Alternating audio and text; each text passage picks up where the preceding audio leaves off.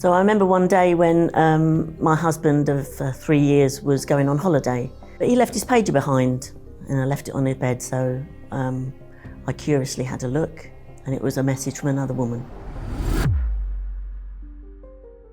Jessica was a very insecure, shy young girl. She had a lot of complexes about herself. She never liked herself. I grew up like this for a good amount of years. I had a mum and dad growing up, which I feel very grateful for. A lot of people don't have that. But I found that there was no physical love in the household. My mum was in a home when she grew up, so she never had a mum around. And my dad lost his mum when he was very young in the war. So they never had no physical love, so I never had any physical love from them. And this sort of grew up into a void inside of me. I was very sad and alone, and I was just trying to look for something that I couldn't find, and I didn't know what it was. Growing up into my teenage years, that tend to be drinking, partying, trying to go out with friends, because the drinking that gave me the confidence that I so much craved for. I then met my husband. We was continuing that lifestyle, really. We moved in together and we lived together for about 5 or 6 years until we eventually got married. 3 months later, I was expecting a son, and I thought everything was perfect at that point. I had a good job, I had a son, whom I loved, I had a husband, had a car, until that fateful day when my husband was going on for a trip with his mates. But then he left his pager on the bedside. When I had a look, I found there was a message from another woman about going to Dublin. She was excited. So at that point, I didn't actually believe what I was seeing. I never expected my husband to cheat on me like that. I had to book the day off of work. I got my son looked after, and I just sat indoors waiting for him to come home and face him. He came home and he admitted everything, and I just felt as if the ground had swallowed me up. So I told him he had to go. I could not stay with him. If he didn't want to stay with me, what was the point? This exacerbated my insecurities, obviously knowing that he went and was with a younger woman.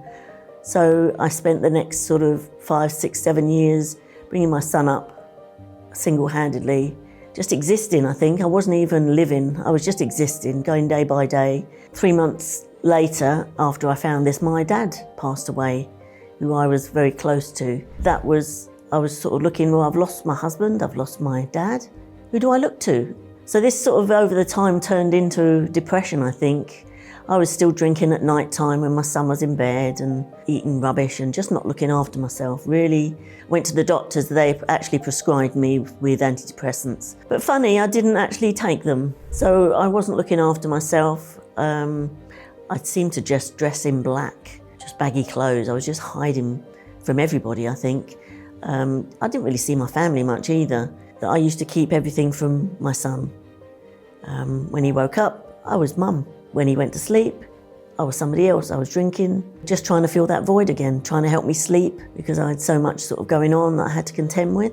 Work-wise, I just tried to keep away from everybody. I didn't want people to know what I was going through. I perhaps felt a failure, maybe, that I couldn't keep a husband. That was the main thing, I think. This time was such a horrible time for me. I thought this was life. This was going to be my life for the rest of time. I didn't know there was a solution. It wasn't until somebody in the workplace invited me to the Universal Church.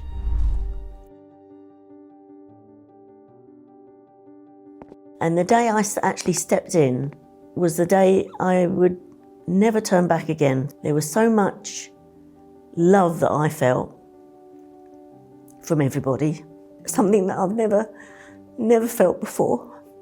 I listened with all my might, everything that was told, everything that I learned from all the different services, and everything that they told me to do, I did.